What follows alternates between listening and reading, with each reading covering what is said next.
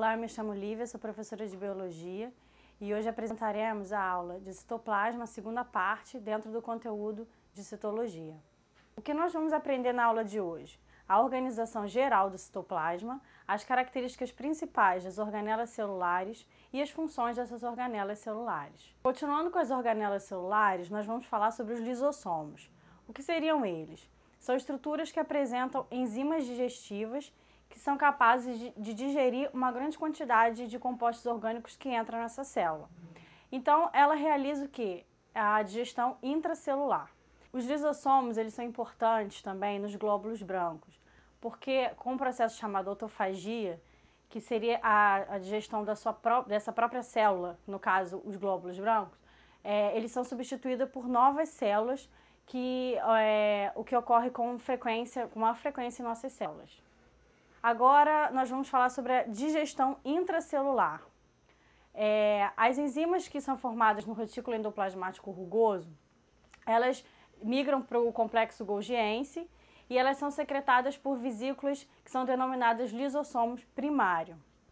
Nós possuímos também o lisossomo secundário ou vacúolo digestivo, que seria o lisossomo primário, que funde-se a um fagossomo ou um pinossomo, se tratando de uma substância líquida, formando assim esse lisossomo secundário. Diante desse processo, o que for útil, ele vai ser encaminhado para o citoplasma, enquanto que o que ficar dentro dessa célula ficará dentro do vacúolo e será chamado de vacúolo residual, e ele é eliminado, esse vacúolo vai ser eliminado pelo processo chamado plasmocitose ou exocitose.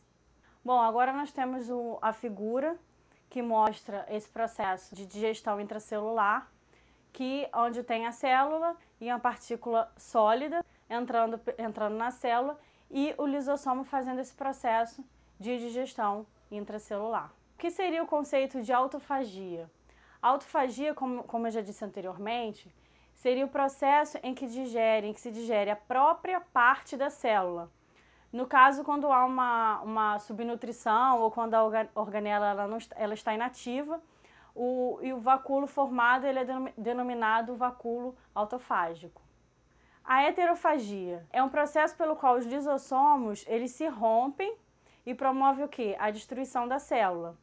Por exemplo, a regressão da cauda do girino seria o exemplo de heterofagia, ou seja, o girino, quando ele está na sua fase ainda bem jovem, ele apresenta uma cauda em que é o próprio lisossomo, que é uma organela de dentro da sua célula, ela vai ocorrendo o processo de autofagia, vai como se fosse comendo a sua cauda até obter a formação de um sapo, no caso.